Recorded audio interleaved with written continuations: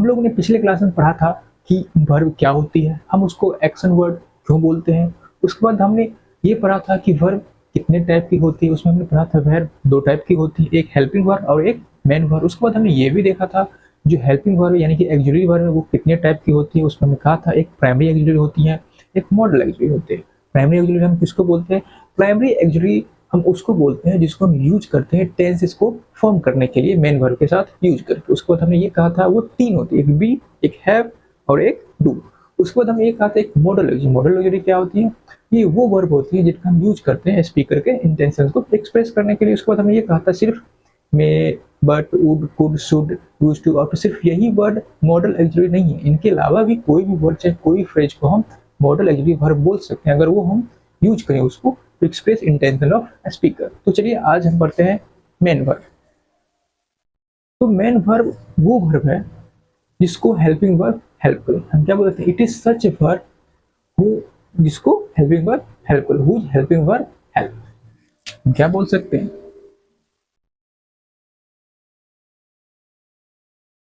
It is that verb, यह वह verb है which is helped by main verb, जिसको which is help by auxiliary verb. Auxiliary verb वो verb है जिसको एक्सिलरी वर्ब द्वारा मदद किया जाता है। दूसरा दूसरा हम क्या बोल सकते हैं? इट रेफर्स सम एक्शन, ये रेफर करती है सम एक्शन। तो कौन सी एक्शन? दैट इज बीइंग, किसी चीज का होना, डूइंग, जो हमारा सब्जेक्ट उसने कुछ किया, या फिर हैपनिंग, या फिर हैपनिंग, या फिर हैपनिंग। तो ये एक एक्शन वर्ड है जो कि रेफर करती है किसको? बीइंग, डूइंग और हैपनिंग को। इन सारे वर्ड को हम लोग क्या बोलते हैं? इसी वर्ड को हम लोग क्या बोलते हैं? Main word. ठीक।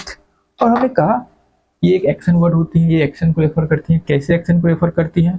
बीइंग, डूइंग और हैपनिंग को। और ये कितने टाइप की होती है? ये होती है 2 टाइप की। एक होती है ट्रांजिटिव, ट्रांजिटिव, और दूसरा हमारा होता है इन ट्रांजिटिव, इन ट्रांजिटिव। तो ये 2 टाइप के होते हैं, ट्रांजिटिव और इन ट्रांजिटिव। ट्रांजिटिव होने का मतलब, ट्रांजिटिव वर्ब हम उस वर्ब को कहते हैं, ट्रांजिटिव वर्ब हम उस वर्ब को कहते हैं जिसके पास क्या होगा? हैव एन ऑब्जेक्ट, जिसके पास एक ऑब्जेक्ट हो।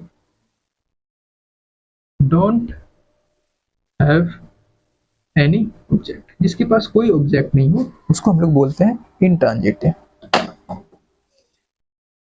जिसके पास कोई ऑब्जेक्ट नहीं हो उसको हम बोलते हैं इंट्रांजिटिव। तो ट्रांजिटिव मतलब क्या हो गया? ऐसे वर्ब जिसके पास ऑब्जेक्ट हो, हैव एन ऑब्जेक्ट, जिसके पास डोंट हैव एनी ऑब्जेक्ट, जिसके पास कोई ऑब्जेक्ट नहीं हो उसको हम बोलते हैं इंट्रांजिटिव। हमें ये कहा हम ट्रांजिटिव वर्ब ऐसे वर्ब को बोल रहे हैं जिसके बाद हमको ऑब्जेक्ट की जरूरत पड़ेगी, और हम इंट्रांजिटिव वर्ब ऐसे वर्ब को बोल रहे हैं जिसके बाद हमको ऑब्जेक्ट लिखने की कोई जरूरत नहीं है। ठीक। अब हम इसको मिटा रहे हैं 1 2 3।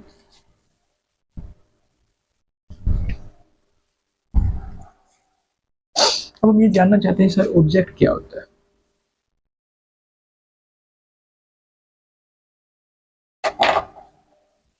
हम ये देखा कि ट्रांजिटिव वर्ब वो वर्ब होती है जिसके बाद हमको ऑब्जेक्ट जो होता है। तो बोले सर ऑब्जेक्ट होता क्या? तो ऑब्जेक्ट वो वर्ड होता है, ऑब्जेक्ट वो वर्ड होता है जो एक्शन के इफेक्ट को रिसीव करे। मतलब जो हमारा सब्जेक्ट होगा, सब्जेक्ट ने कुछ एक्शन परफॉर्म किया होगा और उस एक्शन का जो इफेक्ट होगा, इस एक्शन के इफेक्ट को जो रिसीव करेगा वही क्या होगा? ऑब्जेक्ट होगा। It is receiver of effect of action, जो एक्शन है उसके इफेक्ट को जो रिसीव करेगा वही क्या होगा? ऑब्जेक्ट होगा। तो हमारा सब्जेक्ट है, उसने कुछ एक्शन परफॉर्म किया और उसने जो एक्शन परफॉर्म किया उसका इफेक्ट जिस पे ट्रांसफर हुआ, जिस पे ट्रांसफर हुआ, एक्शन का इफेक्ट जिस पे ट्रांसफर हुआ वही क्या होगा? ऑब्जेक्ट होगा। हमने क्या कहा, इट इज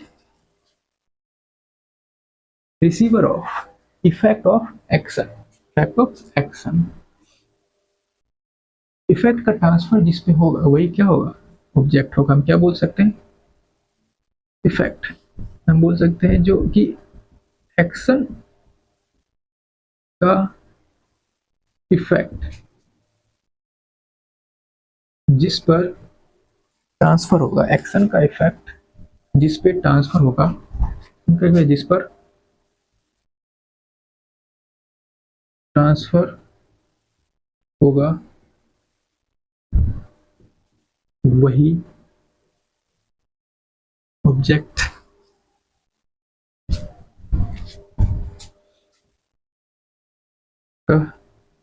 लाएगा। तो जिसपे एक्शन का इफेक्ट ट्रांसफर होगा, जिसने सब्जेक्ट के द्वारा एक्शन जो परफॉर्म किया गया, उस एक्शन के इफेक्ट को जिसने रिसीव किया वही क्या होगा, ऑब्जेक्ट हो। तो ऑब्जेक्ट क्या होता है वो हमने समझ लिया, ऑब्जेक्ट क्या होता है वो हमने समझ लिया। अब हम लोग देखते हैं कुछ example.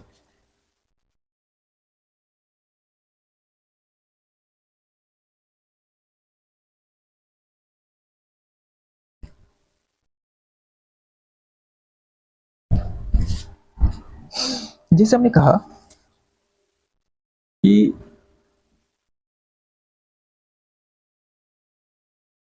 Golu played cricket, Golu play cricket. एक और हमने लिखा Mohan played well, Mohan play well. हमने ये कहा कि ये जो क्रिकेट वर्ड है वो हमारा ऑब्जेक्ट है।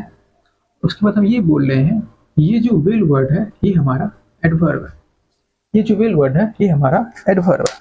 ठीक, तो अब ये तो वर्ब है, इसमें कोई दिक्कत नहीं है। ये वर्ब क्यों है, ये वर्ब इसलिए है क्योंकि ये शो कर रहा है कि ये एक्शन परफॉर्म किया गया। गोलू क्या कर रहा है, गोलू कौन सा एक्शन परफॉर्म कर रहा है, खेलने का एक्शन, गोलू खेल रहा है। ये हो गया एक्शन वर्ड। तो एक्शन वर्ड क्या होता है, वर्ब होती है। ये भी क्या हो गया हमारा, वर्ब। ये तो वर्ब है, इसमें कोई दिक्कत नहीं है, ये हमारा सब्जेक्ट है और हम उसको बोल रहे हैं कि वो ऑब्जेक्ट है, और यहाँ हम बोल रहे हैं ये एडवर्ब है। तो सवाल आता है कि सर हमको कैसे पता चलेगा कि कोई जो वर्ड है वो ऑब्जेक्ट है और कोई जो वर्ड है वो एडवर्ब है, हमको कैसे पता चलेगा, हमको कैसे पता चलेगा। तो हमने कहा कि रिप्लाई ऑफ व्हाट और हु इज ऑब्जेक्ट। जो व्हाट या हुम का रिप्लाई होते हैं, जो व्हाट या हुम का रिप्लाई होते हैं वो क्या होते हैं, ऑब्जेक्ट होते हैं। जो व्हाट या हुम का रिप्लाई होंगे वो क्या होंगे, ऑब्जेक्ट होंगे। ठीक, जैसे हम पढ़ें गोलू प्लेड क्रिकेट, हम सवाल पूछे गोलू प्लेड क्रिकेट, ये क्वेश्चन आया Golu played what, Golu played what. हम पूछे कि गोलू प्लेड व्हाट, तो आप जवाब दोगे क्रिकेट, जवाब दोगे क्रिकेट। लेकिन यही सवाल हम इसमें पूछे, यहाँ भी हम गोलू ही लिख देते हैं। यही सवाल हम इसमें पूछे कि गोलू प्लेड व्हाट, क्या आप इसका जवाब वेल दे पाओगे, नहीं, इसका जवाब वेल नहीं दे पाओगे। ठीक है, हम यहाँ पूछे इसका जवाब क्या होगा। अगर हम यहाँ ये पूछे क्वेश्चन कि गोलू प्लेड हाउ, अब बोलोगे वेल, गोलू प्लेड हाउ, तो आप बोलोगे वेल। तो मैं ये कहा जो व्हाट या होम का रिप्लाई होती है वो ऑब्जेक्ट होती है। यही सवाल अगर सेम सवाल गोलू प्लेड वेल, ये जो हमने सवाल लिखा है गोलू प्लेड व्हाट, यही सवाल हम इसमें पूछे कि गोलू प्लेड व्हाट, तो इसका रिप्लाई हम वेल नहीं लिख सकते, गोलू प्लेड व्हाट। तो गोलू प्लेड व्हाट का रिप्लाई वेल नहीं है, नहीं हो सकता है, क्योंकि ये बता रहा कैसे खेला, हाउ ही प्लेड, ये हाउ का रिप्लाई है। तो जो वर्ड हाउ का रिप्लाई होती है वो एडवर्ब होता है।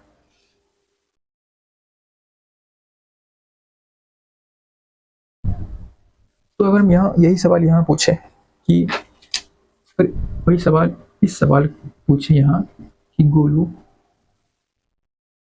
प्लेड व्हाट, हमने यहाँ पूछा तो हमारे पास यहाँ कोई रिप्लाई नहीं है। हम गोलू प्लेड व्हाट के लिए वेल नहीं लिख सकते हैं, लेकिन हम यहाँ पूछे गोलू प्लेड हाउ, हम यहाँ रिप्लाई देंगे वेल।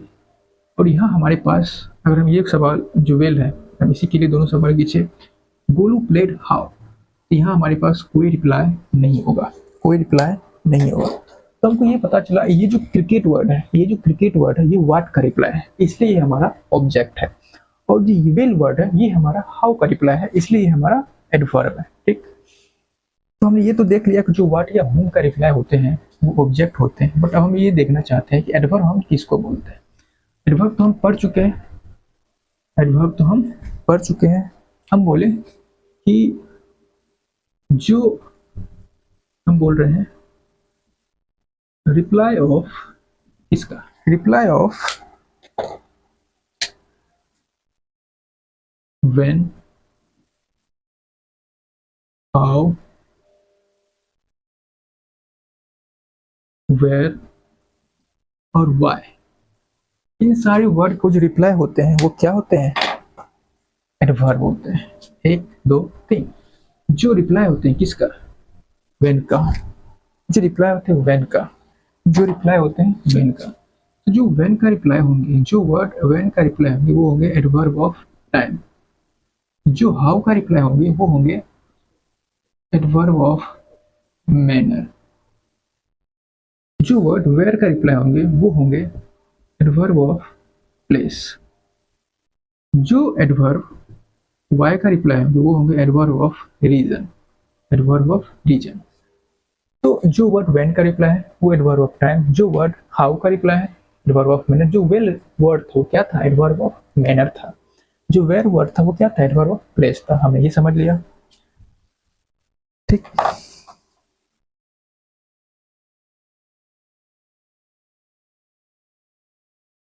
इसको लिख दीजिए 1 2 3, पॉज करके लिख लीजिएगा। हमने ये समझ लिया कि जो वर्ड हाउ का रिप्लाई है क्या है। तो हम फिर से वही एग्जांपल लिखते हैं, हम फिर से वही एग्जांपल लिखते हैं, गोलू प्लेड क्रिकेट। दूसरा एग्जांपल हमारा था गोलू प्लेड वेल, दो एग्जांपल था। अब यहाँ इस प्लेड वर्ड के बाद हमने ऑब्जेक्ट लिखा, ऑब्जेक्ट लिखा, और इस प्लेड वर्ड के बाद हमने वर्ब लिखा। हमने क्या बोला था, जिस वर्ब के बाद, जिसका वर्ब के बाद ऑब्जेक्ट लिखा होगा वो क्या होगा, ट्रांजिटिव वर्ब होगा। हम ये बोल रहे हैं कि ये जो प्ले है लिखा है ये हमारा ट्रांजिटिव वर्ब है। ये क्या है, ट्रांजिटिव वर्ब। क्यों ये ट्रांजिटिव वर्ब, जो ट्रांजिटिव वर्ब होते हैं उसके पास क्या होता है, ऑब्जेक्ट होता है। और यही सेम वर्ब यहाँ इंट्रांजिटिव हो गया, ये वर्ब क्या हो गया, यहाँ इंट्रांजिटिव होगा। क्योंकि इसके पास ऑब्जेक्ट नहीं है इसलिए हम क्या बोल रहे हैं, इसको इंट्रांजिटिव। तो हम वही बोल रहे थे, वो वर्ब जिसके पास ऑब्जेक्ट हो हम उसको ट्रांजिटिव बोलेंगे, वो वर्ब जिसके पास ऑब्जेक्ट नहीं हो उसको हम इंट्रांजिटिव बोलते हैं। ठीक, अब तक हमने पढ़ लिया। ठीक, अब हम ये समझना चाहते हैं, अब हम ये समझना चाहते हैं, हमने कहा कि ये वर्ब ट्रांजिटिव है और ये वर्ब इंट्रांजिटिव है। ठीक, तो हम ये कहना चाहते हैं कि क्या एडवर्ब लिखने से या एडवर्ब नहीं लिखने से कोई वर्ब ट्रांजिटिव से इंट्रांजिटिव हो जाता है, नहीं। तो हमारे दिमाग में एक कंसेप्ट आ जाना चाहिए कि एडवर्ब लिखने से या ना लिखने से कोई भी वर्ब जो है ट्रांजिटिव इंट्रांजिटिव पे उस पर कोई फर्क नहीं पड़ता है। वर्ब का ट्रांजिटिव होना या इंट्रांजिटिव होना एडवर्ब के लिखने या ना लिखने पे डिपेंड नहीं करता है। जैसे अगर हम ये लिख दें इसी वर्ब में, अगर हम इसी एग्जाम्पल को ऐसे लिख दें, तीसरा लिख दें कि गोलू प्लेड क्रिकेट वेल, हमने इस क्रिकेट वर्ड के बाद वेल लिख दिया। यहाँ हमने एडवर्ब लिखा, यहाँ हमने एडवर्ब लिखा, यहाँ में हमारे पास क्या है, ये हो गया प्लेड, एक वर्ब हो गया, ये इस वर्ब का ऑब्जेक्ट हो गया और ये हमारा एडवर्ब हो गया। अब इस एडवर्ब के लिखने से ये वर्ब ट्रांजिटिव है, ट्रांजिटिव पे कोई फर्क नहीं पड़ा। ये वर्ब के पास ऑब्जेक्ट है, इस वर्ब के पास ऑब्जेक्ट है, ये ट्रांजिटिव हो गया। इस एडवर्ब के लिखने से वर्ब का ट्रांजिटिव होना या इंट्रांजिटिव होने पर कोई फर्क नहीं पड़ा। या फिर हम इसको ऐसे भी लिख दें, या फिर हम ये लिख देते हैं गोलू प्लेड, हमने हटा दिया, सब कुछ हटा दिया, सब कुछ हटा दिया, ना ही वेल लिखा, ना ही क्रिकेट लिखा। अभी भी ये वर्ब क्या है, इंट्रांजिटिव है, इंट्रांजिटिव। और ये क्या है, टीवी मतलब ट्रांजिटिव, ये क्या है, इंट्रांजिटिव। इंट्रांजिटिव, ये वर्ब ट्रांजिटिव है क्योंकि इसके बाद हमने एक क्रिकेट ऑब्जेक्ट लिख दिया। इस विल एडवर्ब के लिखने से वर्ब का ट्रांजिटिव होना या ट्रांजिटिव नहीं होने पर कोई फर्क नहीं पड़ता। यहाँ हमने कुछ नहीं लिखा, ना ही एडजेक्टिव लिखा, ना ही एडवर्ब लिखा, फिर भी ये वर्ब इंट्रांजिटिव है। क्यों? क्योंकि इसके पास ऑब्जेक्ट नहीं है। ये वर्ब ट्रांजिटिव है, ये वर्ब ट्रांजिटिव है, क्यों ट्रांजिटिव? क्योंकि इसके पास ऑब्जेक्ट है। तो ये फुल कॉन्सेप्ट क्या निकलता है कि किसी भी वर्ब का ट्रांजिटिव होना या इंट्रांजिटिव होना ये सोलली डिपेंड करता है, कंप्लीटली डिपेंड करता है कि उस वर्ब के बाद हमने ऑब्जेक्ट लिखा है या नहीं लिखा है। ठीक, तो हमें क्या पता चला, किसी भी वर्ब का ट्रांजिटिव होना या नहीं होना ये डिपेंड करता है कि हमने उसके पास उसके साथ में ऑब्जेक्ट लिखा है कि नहीं लिखा है। तो चलिए हम लिख लेते हैं।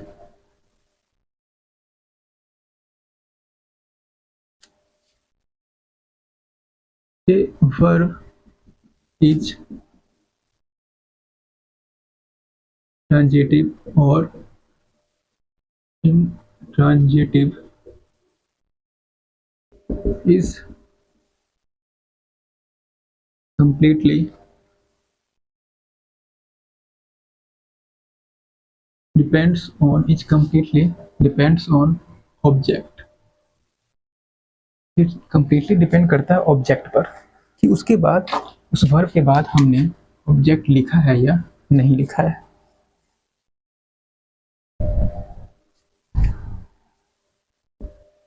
If object is written after verb, then verb is transitive, otherwise intransitive, intransitive।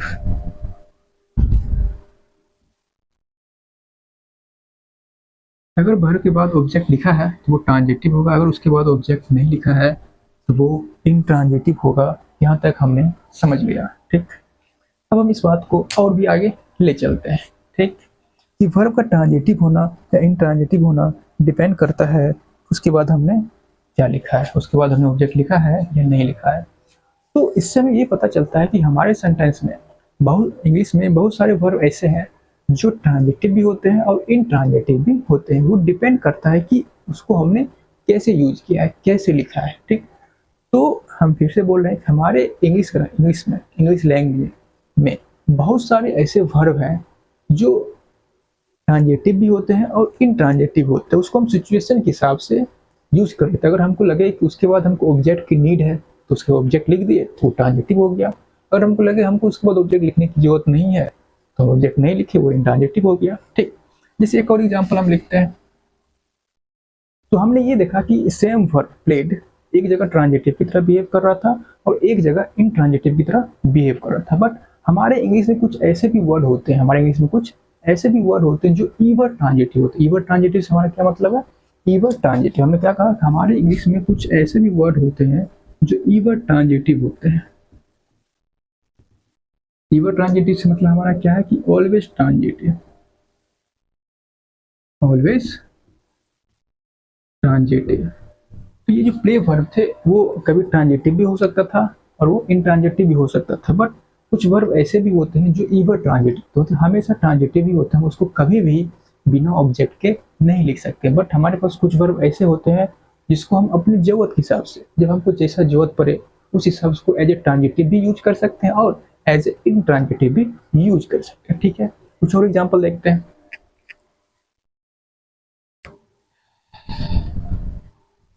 जैसे हमने लिखा क्या लिखा, हमने लिखा कि he sing a song, sweetly, he sing a song sweetly। तो ये जो हमने सॉन्ग वर्ड लिखा है, ये जो सिंग वर्ब लिखा है, ये एक ट्रांजिटिव वर्ब है। ये एक ट्रांजिटिव वर्ब है। ये क्यों ट्रांजिटिव वर्ब है? ये एक ट्रांजिटिव वर्ब है। ये ट्रांजिटिव वर्ब क्यों है? क्योंकि हमने इसके बाद ऑब्जेक्ट लिखा है, इसलिए ये ट्रांजिटिव वर्ब है। इसलिए ये ट्रांजिटिव वर्ब है क्योंकि हमने इसके बाद ऑब्जेक्ट लिखा। तो हमने यहाँ मेंशन किया, तो हमको सॉन्ग को हमने यहाँ मेंशन किया पार्टिकुलरली। किसको मेंशन किया? सॉन्ग को। हम सॉन्ग को पार्टिकुलरली तब मेंशन करेंगे जब हमको ये बताना हो कि उसने गाया, तो क्या गाया। तो हमको रिप्लाई करना हो, व्हाट का रिप्लाई को रेफर करना हो, हमको व्हाट का रिप्लाई जो है रेफर करना हो, तब हम यहाँ क्या लिखेंगे? सॉन्ग लिखेंगे। मैंने क्या बोला? When we need to refer क्या? Reply of what, then we mention song.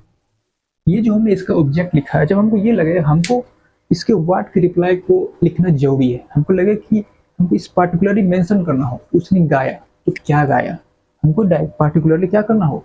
Mention करना। हमको पार्टिकुलरली सॉन्ग को मेंशन करना हो कि उसने गाया, तो क्या गाया। हम व्हाट का रिप्लाई रेफर कर रहे हैं, चूंकि व्हाट का रिप्लाई रेफर कर रहे हैं तो यहाँ हमको एक ऑब्जेक्ट लिखना पड़ेगा। ठीक, चूंकि हमने ऑब्जेक्ट लिख दिया तो हमारा जो वर्ब वो क्या हो जाएगा? ट्रांजिटिव हो जाएगा। तो हमको यहाँ सॉन्ग को मेंशन क्यों करना पड़ा? क्योंकि हम ये बताना चाह रहे हैं कि उसने जो गाया वो क्या गाया? गाना गाया। बट मान लो हमको उससे कोई मतलब नहीं है कि उसने क्या गाया, गाना गाया, भजन गाया, कव्वाली गाया, कुछ भी गाया, हमको उससे कोई लेना देना नहीं। बट हम ये बताना चाह रहे हैं कि उसने एक काम किया, उसने एक एक्शन किया।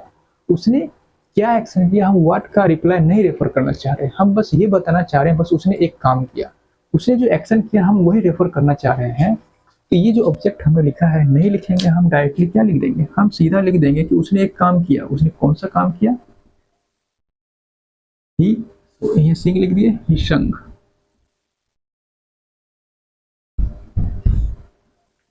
ही संग स्वीटली, उसने अच्छे से गाया। बस हम यहाँ मेंशन करना चाह रहे हैं क्या?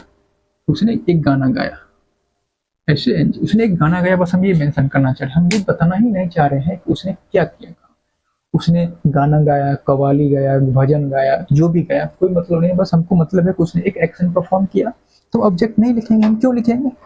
अब चूंकि हमने ऑब्जेक्ट नहीं लिखा है, अब चूंकि हमने एक ऑब्जेक्ट नहीं लिखा, तो ये वर्ब क्या हो जाएगा? इंट्रांजिटिव हो जाएगा।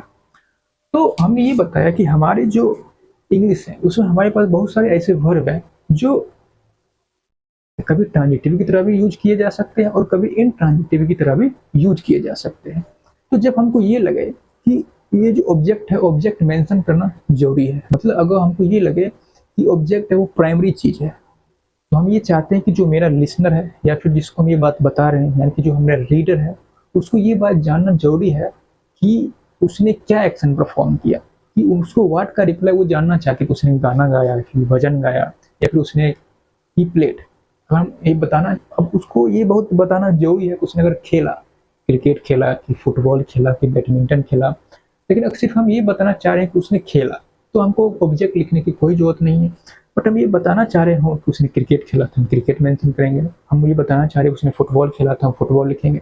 बट हमको लगे बस हम ये बता दें कि वो तुम्हारा लड़का खेल रहा था, तो उसको पप्पा के इसको ये बताना है कि भाई तुम्हारा बच्चा खेल रहा है, उसको पप्पा खुद ही कोई मतलब है कि वो क्या खेल रहा है, तो पढ़ाई लिखाई छोड़ के बाहर घूमने गया है। तो बस उसको हमने सिर्फ मेंशन किया कि वो खेल रहा है, वो एक एक्शन परफॉर्म कर रहा है खेलने का।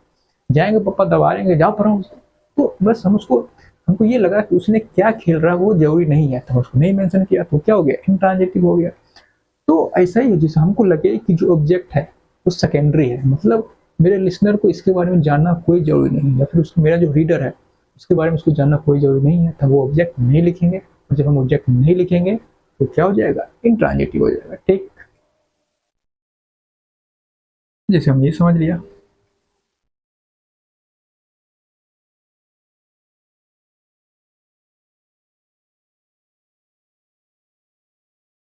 Need to refer mention object. Object बोल दे, यहाँ ऑब्जेक्ट हमारा क्या है? यहाँ हमारा ऑब्जेक्ट क्या है? सॉन्ग। ये हो गया हमारा,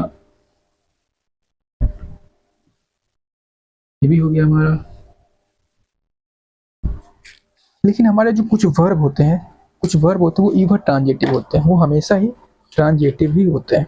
जैसे हम लिखें कि the boy laid under the table, the boy laid under the table. हमने ये कहा कि हमारे पास जो अंग्रेजी में हमें ये बोला था कुछ वर्ब जो होते हैं वो ईवर ट्रांजिटिव होते हैं। ईवर ट्रांजिटिव से हमारा क्या मतलब था, उसको हम बिना ऑब्जेक्ट के यूज ही नहीं कर सकते। जैसे प्लेट था तो उसको हम जरूरत के हिसाब से कभी एज ए ट्रांजिटिव भी यूज कर सकते थे, इंट्रांजिटिव भी यूज कर सकते थे। जैसे सिंग वर्ब था उसको भी हम कभी एज ए ट्रांजिटिव यूज कर सकते थे, कभी एज ए इंट्रांजिटिव यूज कर सकते थे। बट ये जो हमने लेड वर्ब लिखा है, जो लेड वर्ब है, लेड, लेड का मतलब क्या होता है, लेड का मतलब होता है to put, to put something, to put something. Let का मतलब क्या होता है, टू पुट समथिंग, या फिर to keep something somewhere, somewhere मतलब टू पुट समथिंग या फिर टू कीप समथिंग समवेयर, किसी चीज को कहीं रखना, किसी चीज को कहीं रखना। तो यहाँ जो है ये जो लेड वर्ब है ये ईवर ट्रांजिटिव है, ईवर ट्रांजिटिव मतलब ये हमेशा ट्रांजिटिव होता है, इसको हम बिना ऑब्जेक्ट के नहीं लिख सकते हैं। लेट का मतलब क्या होता है, किसी चीज को कहीं पे रखना। तो चूंकि ये ईवर ट्रांजिटिव होता है और इसके बाद हमने ऑब्जेक्ट नहीं लिखा है, ठीक है। अंडर द टेबल, अंडर एक प्रीपोजिशन है, और ये जो टेबल, द टेबल हमने लिखा है ये अंडर प्रीपोजिशन का ऑब्जेक्ट है। तो मतलब इस लेड वर्ब का हमने कोई ऑब्जेक्ट नहीं लिखा, तो ये सेंटेंस हमारा गलत हो गया। तो उसको सही कैसे कर सकते हैं, हमको यहाँ रिप्लाई चाहिए the boy laid what, the boy laid book, chocolate, कुछ भी, बस इसका एक ऑब्जेक्ट हम मेंशन कर दें तो सेंटेंस सही हो जाएगा। The boy laid book under the table, ये सेंटेंस सही हो गया। ये ईवर ट्रांजिटिव है, इसको हम बिना ऑब्जेक्ट के नहीं लिख सकते। इसका मतलब होता है टू पुट समथिंग या टू कीप समथिंग समवेयर, ठीक। ये हमारा हो गया।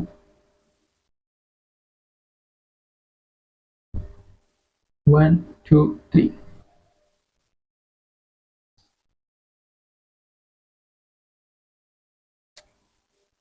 एक और एग्जाम्पल लिखा, the man is selling smart, the man is selling smartphones, smartphones, this phone is, this phone is selling like hot dog, hot dog खाने वाला, ये हॉट केक मान लो। क्या लिखा, the man is selling smartphone, this phone is selling like hot cake, hot cake. यहाँ जो हमें लिखा है द मैन, द मैन, ये हमारा क्या वर्ब है। ये जो हमने द मैन लिखा है, the man is selling verb का क्या हो सकता है, और सब्जेक्ट हो सकता है। मतलब ये जो द मैन हमने लिखा है ये डूअर हो सकता है, can be doer of this verb. तो ये जो द मैन हमने लिखा है इस सेलिंग वर्ब का डूअर हो सकता है, मतलब वो सेल करने का काम कर सकता है। तो द मैन इज सेलिंग किसको, स्मार्टफोन। तो मैन क्या कर रहा है, स्मार्टफोन को बेच रहा है। तो ये जो हमें अभी यहाँ सेलिंग वर्ब लिखा है वो क्या हो गया, डूइंग वर्ब हो गया। अब चूंकि ये डूइंग वर्ब हो गया, अगर डूइंग वर्ब के बाद अगर कोई ऑब्जेक्ट लिखा है, डूइंग वर्ब के बाद कोई ऑब्जेक्ट लिखा है, ये वर्ब क्या हो जाएगा, ट्रांजिटिव हो गया।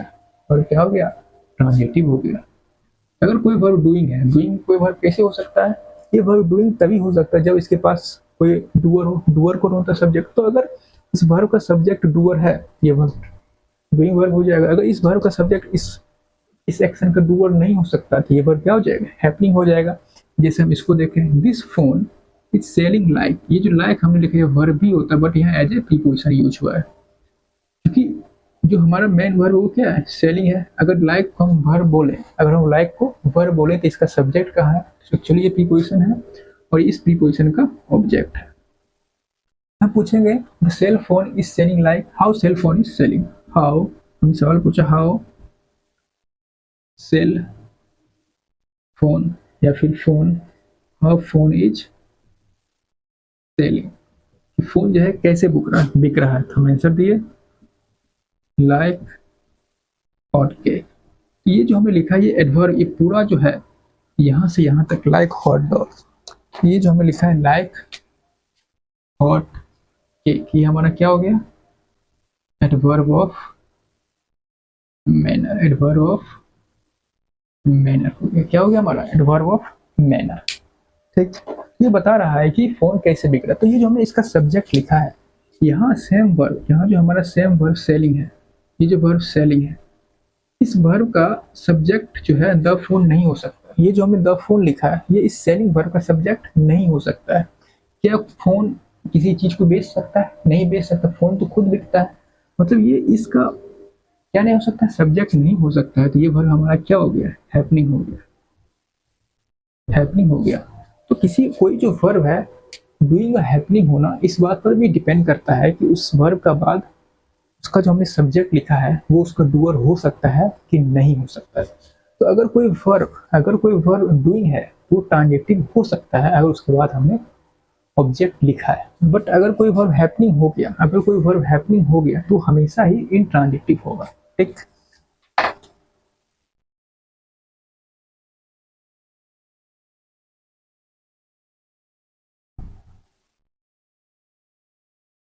One two three.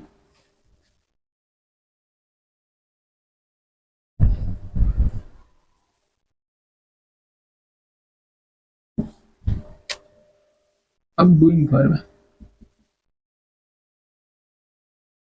Doing verb जो है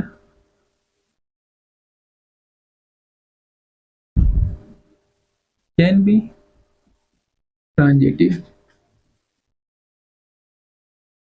if object written after it। ये ट्रांजेक्टिव हो सकता है, जो डूइंग वर्ब है वो ट्रांजेक्टिव हो सकता है अगर इसके बाद ऑब्जेक्ट लिखा गया है, और can't be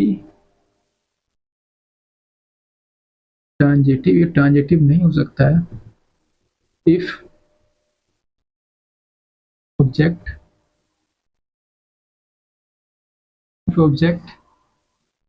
is not written after it.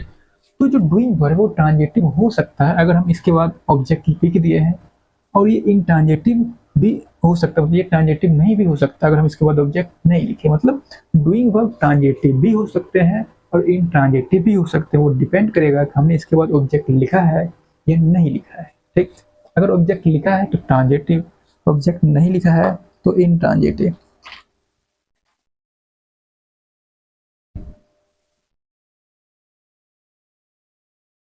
Happening verb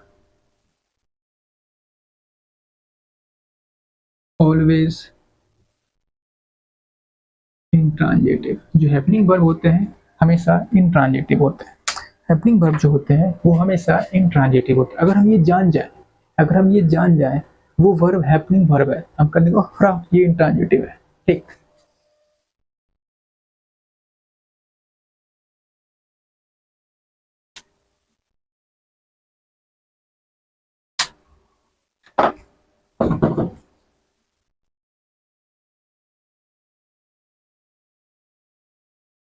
one two three,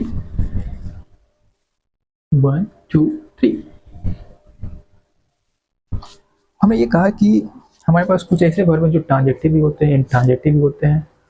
तो हमने ये भी कहा कुछ वर्ब डूइंग भी होते हैं और हैपनिंग भी होते हैं। तो कुछ वर्ब डूइंग भी हो सकते हैं और हैपनिंग भी हो सकते हैं। वो डिपेंड करेगा कि उसका जो सब्जेक्ट है उसका डूअर है या नहीं है। अगर उसका सब्जेक्ट उसका डूअर है तो वर्ब डूइंग वर्ब है, अगर उसका सब्जेक्ट उसका डूअर नहीं हो सकता है तो हैपनिंग वर्ब। ठीक, वैसे ही कुछ वर्ब का हम लोग एग्जाम्पल देखते हैं। जो डूइंग वर्ब भी हो सकता है और हैपनिंग वर्ब भी हो सकता है अकॉर्डिंग टू द सिचुएशन।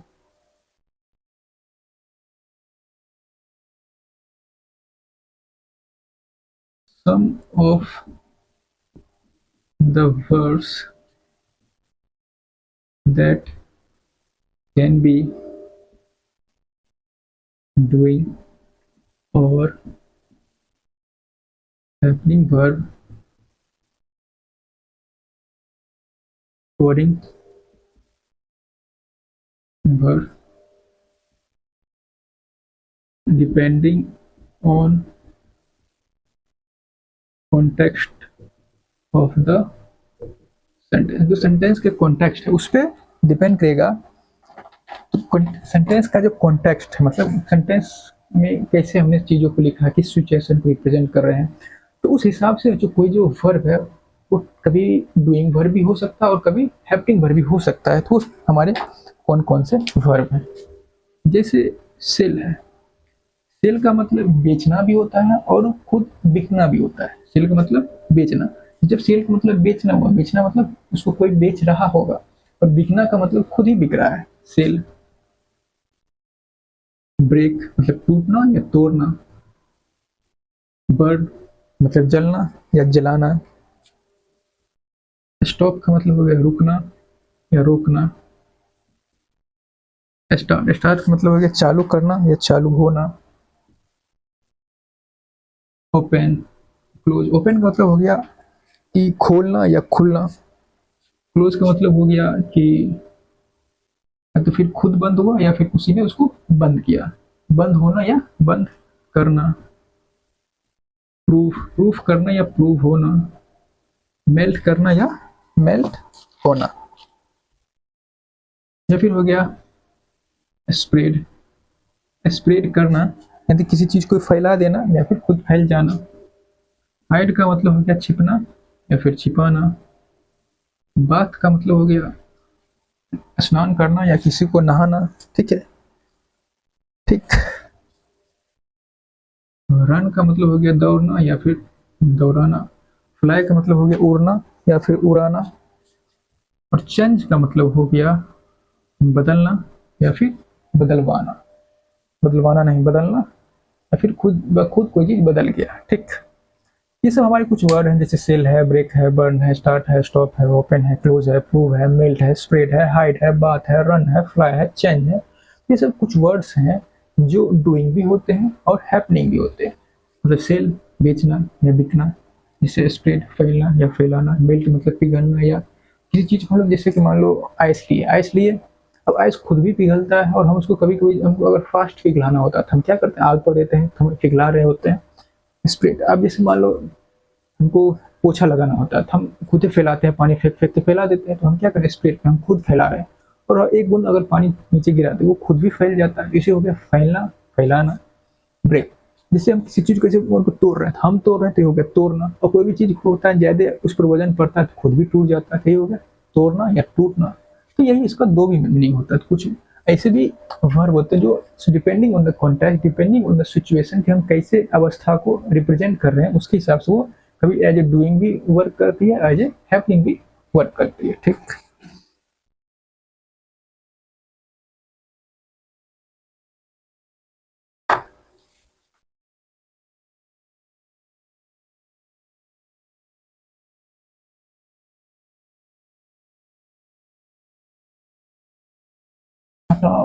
एक दो तीन, तो हम ये जानना चाहते हैं, मान लो कोई वर्ब डूइंग है या हैपनिंग है, ये हमको कैसे पता चलेगा। कोई वर्ब किसी सेंटेंस में एज ए डूइंग वर्ब काम कर रही है या फिर एज ए हैपनिंग वर्ब काम कर रही है, हमको कैसे पता चलेगा। तो हमको पता चलेगा उसके कॉन्टेक्स्ट से। कॉन्टेक्स्ट मतलब वो सेंटेंस को पढ़ने के बाद, समझने के बाद कि वो कैसे सिचुएशन को रिप्रेजेंट कर रहा है। ठीक। तो अगर हम सेंटेंस को पढ़ेंगे और हम उस समय देखें, पहला रूल क्या है, हम सेंटेंस को पढ़ें, उस सेंटेंस को पढ़ने के बाद हमको दिखेगा इसका सब्जेक्ट क्या है। हम पहले देखें कि उसका सब्जेक्ट क्या है। अगर उसका जो जो हमने सेंटेंस लिखा है उसमें जो हमने सब्जेक्ट लिखा है, अगर हमने उसमें सब्जेक्ट लिखा है, अगर वो सब्जेक्ट हमारे वर्ब का डूअर हो सकता है, अगर वो सब्जेक्ट हमारे जो वर्ब लिखा है उसका डूअर हो सकता है, तो मतलब वो क्या हो गया, डूइंग वर्ब हो गया। ठीक। अगर वो जो हमने सब्जेक्ट लिखा है, अगर वो जो हमने सब्जेक्ट लिखा है वो हमारे वर्ब का डूअर नहीं हो सकता है। अगर वो डूअर नहीं हो सकता तो क्या हो जाएगा, हैपनिंग हो जाएगा। ठीक, तो पहले तो हमको जो सेंटेंस उसकी मीनिंग से समझना होगा कि वो क्या कहना चाह रहा है। दूसरा हम उसके सब्जेक्ट देखेंगे। ठीक, अब हमको ये पता चल गया कि मान लो जिस सेंटेंस को हमने पढ़ा और हमको मीनिंग से पता चला कि जो सेंटेंस का जो सब्जेक्ट है वो क्या है, क्या है, डूअर ऑफ द एक्शन है। मतलब वो जो हमने वर्ब लिखा उसका डूअर वही है, वो सब्जेक्ट ही है। मतलब हमारा वर्ब क्या हो गया, डूइंग वर्ब हो गया। उसके बाद हमें क्या कहा था, अगर कोई वर्ब डूइंग है तो वो ट्रांजेक्टिव भी हो सकता है और इंट्रांजेक्टिव भी हो सकता है। वो डिपेंड करेगा कि हमने उस वर्ब के बाद में ऑब्जेक्ट लिखा है या नहीं लिखा है। अगर वो वर्ब डूइंग है, अगर हमने उसके बाद ऑब्जेक्ट लिख दिया है तो वो क्या हो जाएगा, ट्रांजेक्टिव हो जाएगा। अगर हमने उसके बाद ऑब्जेक्ट नहीं लिखा है तो इंट्रांजेक्टिव हो जाएगा। बट अगर कोई वर्ब हमें लिखा है, अगर हम कोई सेंटेंस लिखा और उस सेंटेंस का जो सब्जेक्ट है वो उस एक्शन का डूअर नहीं हो सकता है, बात ही खत्म हो गई, वो हैपनिंग वर्ब हो गया और हैपनिंग वर्ब हमेशा इंट्रांजेक्टिव होती है। ठीक, अब हम कुछ और एग्जांपल देखते हैं।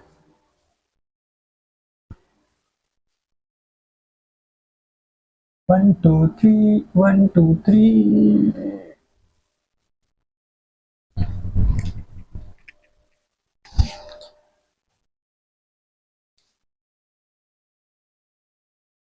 It will not happen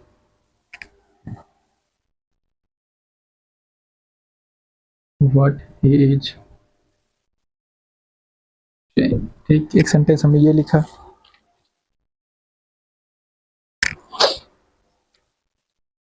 उसके बाद हमें लिखा it did not occur, it did not occur what, it did not occur what they had planned, it did not occur what they had planned, ये हमने लिखा। अब हमने लिखा है कि इट विल नॉट हैपन। ये जो हमने वर्ब लिखा ये क्या है, एक हैपनिंग वर्ब है, ये हैपनिंग एक्शन को शो कर रहा है। ये हमेशा इंट्रांजिटिव होता है, this way it is always intransitive. और ये जो हमने अकर लिखा है ये हमेशा क्या होता है, इंट्रांजिटिव वर्ब होती है। और इस वर्ब के बाद हमको ऑब्जेक्ट नहीं लिखना होता है। हमने क्या कहा था, जो इंट्रांजिटिव वर्ब होती है उसका अपना कोई ऑब्जेक्ट नहीं होता है। ठीक, और ये जो व्हाट है, ये जो हमने व्हाट कंजंक्शन लिखा है, तो व्हाट कंजंक्शन से स्टार्ट होने वाली, व्हाट कंजंक्शन से स्टार्ट होने वाली जो क्लॉज होती हैं वो क्या होती हैं, नाउन क्लॉज होती हैं। हम लिख सकते हैं clause started with what relative pronoun is generally noun clause। वो जनरली क्या होती है, नाउन क्लॉज होती है। जो क्लॉज व्हाट रिलेटिव प्रोनाउन से स्टार्ट होती है वो जनरली नाउन क्लॉज होती है। ये हमारा क्या है, नाउन क्लॉज है। ये हमारा क्या है, नाउन क्लॉज है। और हमने पढ़ा था सबनेट क्लॉज में कि जो सबनेट क्लॉज होती है, नाउन क्लॉज काम करती है, एडजेक्टिव क्लॉज काम करती है, एडवर्ब क्लॉज काम करती है। तो ये क्या है, एक सबनेट क्लॉज है जो कि नाउन क्लॉज काम कर रही है। अगर ये नाउन क्लॉज है, अगर ये नाउन क्लॉज है तो ये क्या हो सकती है, जो नाउन होती है वो क्या करती है, नाउन या तो सब्जेक्ट की तरह काम करती है या तो ऑब्जेक्ट की तरह काम करती है। अब हमारे सेंटेंस में सब्जेक्ट तो इट है, हमारे सेंटेंस में सब्जेक्ट तो इट है, हमारा सेंटेंस को सब्जेक्ट तो इट है, तो ये तो सब्जेक्ट हो नहीं सकता। मतलब ये ऑब्जेक्ट की तरह काम कर रही है। ये किसकी तरह काम कर रही है, ऑब्जेक्ट की तरह। बट चूंकि अकर और हैपनिंग जो है, अकर और हैपनिंग जो है दोनों ही क्या है, इंट्रांजेक्टिव वर्ब है, तो इसका अपना ऑब्जेक्ट नहीं हो सकता है, इसका अपना ऑब्जेक्ट नहीं हो सकता है। मतलब हमने जो भी सेंटेंस लिखा है वो गलत है, तो हमको क्या करना पड़ेगा, सही करना पड़ेगा। तो इसको हम कैसे सही कर सकते हैं, तो हम क्या कर सकते हैं, ये ऑब्जेक्ट नहीं हो सकता है, व्हाट ही हैज सेइंग ये ऑब्जेक्ट नहीं हो सकता, तो हम इसको क्या कर सकते हैं, सब्जेक्ट ही बना देते हैं। ये ऑब्जेक्ट नहीं हो सकता है, इस पर सब्जेक्ट तो हो सकता है। व्हाट ही इज सेइंग, जो ये कह रहा है, विल नॉट हैपन, वो नहीं होगा। ये हमारा हो गया सेंटेंस सही, ये हमारा हो गया सेंटेंस सही। अब ये सेंटेंस क्यों हो गया? क्योंकि अभी हमारे सेंटेंस का सब्जेक्ट हो गया और ये हैपनिंग वर्ब का हमने कोई ऑब्जेक्ट नहीं लिखा है, ये हमारा इंट्रांजिटिव है। अब ये इंट्रांजिटिव वर्ब है तो हमने इसके लिए कोई ऑब्जेक्ट नहीं लिखा, क्योंकि इंट्रांजिटिव वर्ब का ऑब्जेक्ट नहीं होता है। ये हमारा सेंटेंस सही हो गया। तो अब ये सेंटेंस जो हमने लिखा है वो सही हो गया। ठीक उसी तरीके से ठीक हमने क्या था, clause started with what, relative pronoun is generally noun clause. ठीक, तो ये हमने लिख दिया। अब इसको हम सही कैसे कर सकते हैं? इसको भी सही कर सकते हैं। हम लिख देंगे व्हाट दे हैड प्लान्ड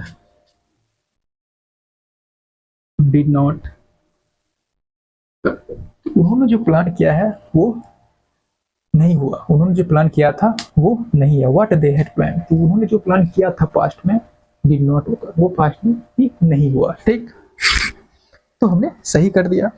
ये जो वर्ड है व्हाट दे हैड प्लान, ये नाउन क्लाउज थी, ये क्या नहीं बन सकती थी? ये नहीं बन सकती थी क्या? ये नहीं बन सकती थी ऑब्जेक्ट, तो हमने इसको क्या बना दिया? सब्जेक्ट ही बना दिया। और इट को, इट जो पहले सब्जेक्ट थी उसको हमने ड्रॉप कर दिया। तो ये हमारा इंट्रांजिटिव वर्ब है, हमने इसको क्या कर दिया? बिना ऑब्जेक्ट के लिखा, ये सही हो गया। ठीक,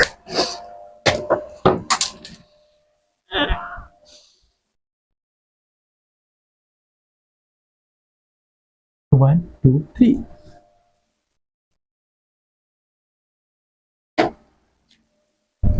हम लिखते हैं एक और sentence, it did not occur as they had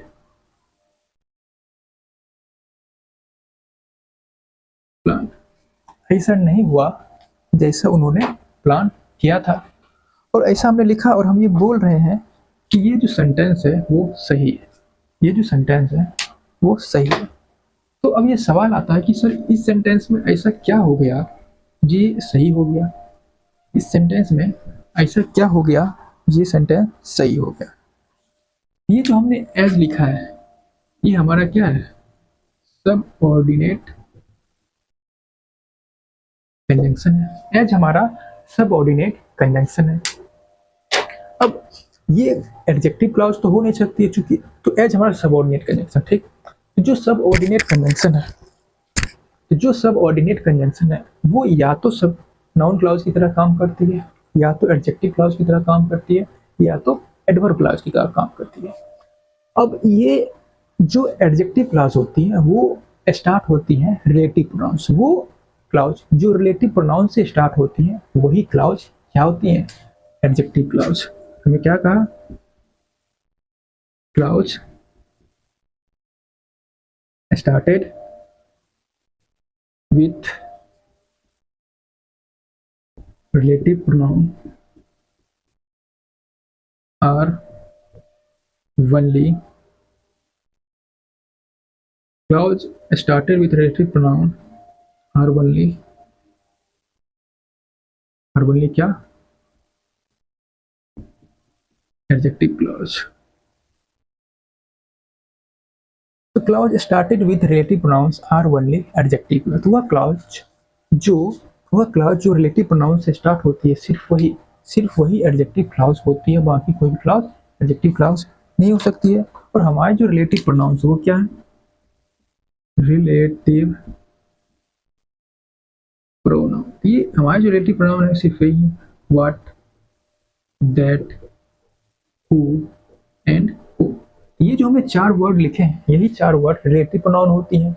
ये तो रिलेटिव प्रोनाउन है नहीं, तो ये एडजेक्टिव क्लॉज नहीं होगा। दूसरा बात, अगर ये एडजेक्टिव क्लॉज होता तो इस वर्ड के पहले कोई ना कोई नाउन लिखा होता। एडजेक्टिव क्या करती है? एडजेक्टिव क्या करती है? डिस्क्राइब करती है किसी न किसी नाउन को। अब अगर ये एडजेक्टिव क्लॉज है तो इसके पहले कोई ना कोई नाउन चाहिए जिसको वो एडजेक्टिव डिस्क्राइब कर रहा होगा। तो कुल मिला के हमने इसके पहले कोई नाउन नहीं लिखा है। ये जो डोंट अकर लिखा है एक वर्ब है, बट एडजेक्टिव किसको डिस्क्राइब करती है? एडजेक्टिव डिस्क्राइब करती है नाउन को। ये एडजेक्टिव क्लॉज नहीं है, ये तो हम क्लियर हो गए। लेकिन ये सबनेट क्लॉज है। अब सबनेट क्लॉज एडजेक्टिव क्लॉज नहीं है। अब क्या बचा? अब हमारे पास बचा या तो ये नाउन क्लॉज हो सकती है या तो एडवर्ब क्लॉज हो सकती है। तो हमने ये कहा कि जो नाउन क्लॉज होती है, noun clause generally starts with what or that conjunction. ये जो नाउन क्लॉज है वो जनरली स्टार्ट होती है या तो व्हाट कंजंक्शन से या फिर दैट कंजंक्शन से या फिर दैट कंजंक्शन। ये व्हाट या दैट कंजंक्शन तो है नहीं। मतलब कुल मिला के अब हमारे पास एक ही क्लॉज बच गया जो कि है एडवर्ब क्लॉज। तो ये एज दे हैड प्लान्ड, ये हमारा हो गया एडवर्ब क्लॉज। और ये जो एज से स्टार्ट होने वाली जो क्लॉज होती है वो क्या होती है? एडवर्ब क्लॉज ऑफ मैनर, मतलब रिप्लाई ऑफ हाउ। जो क्लॉज एज से स्टार्ट होती है वो एडवर्ब क्लॉज ऑफ मैनर होती है और वो रिप्लाई होती है हाउ। हमने कहा it did not occur as they had plan. तो ऐसा नहीं होगा, कैसा नहीं होगा? तो जिस तरीके से, जिस मैनर में उन्होंने प्लान किया है उसका नहीं होगा। तो ये एडवर्ब हो गया और हमको पता है कि इंट्रांजिटिव वर्ब के बाद एडवर्ब लिखा जाता है, तो कोई दिक्कत नहीं। और ये सेंटेंस सही हो गया, ये सेंटेंस सही हो गया क्योंकि इंट्रांजिटिव के बाद हम एडवर्ब लिख सकते हैं। ठीक, 1 2 3। तो जैसे हमारा पुराना सेंटेंस था कि it did not happen what they had plan, उसको भी हम ऐसे सही कर सकते हैं, लिख सकते हैं इट डिड नॉट। क्या था, क्या सेंटेंस था? सेंटेंस था इट विल नॉट हैपन, वहां लिखा था व्हाट, तो हम व्हाट को हटा के क्या कर देंगे? एज कर देंगे। It will not happen as दे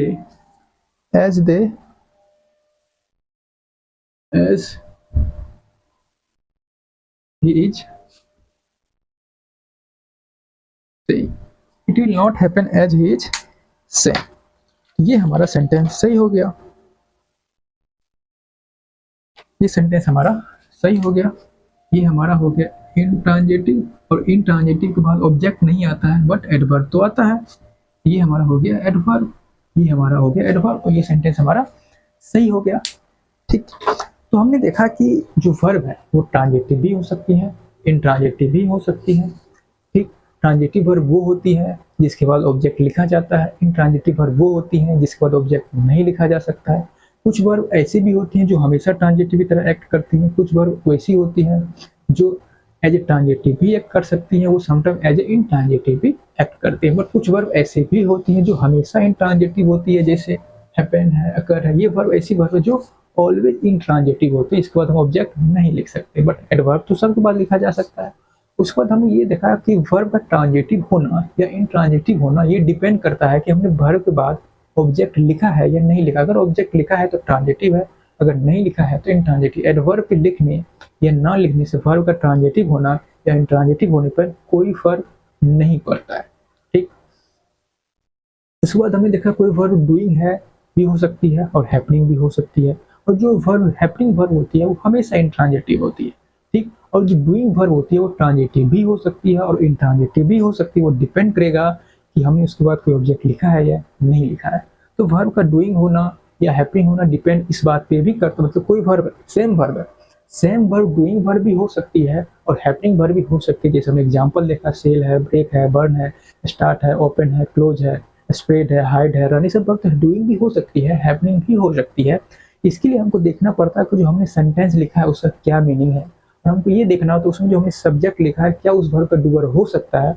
अगर वो सब्जेक्ट जो वर्ब हमने लिखा है उस वर्ब का डूअर हो सकता है तो वो उस वर्ब का सब्जेक्ट डूअर हो सकता है, तो वो वर्ब हमारा डूइंग वर्ब हो जाएगा।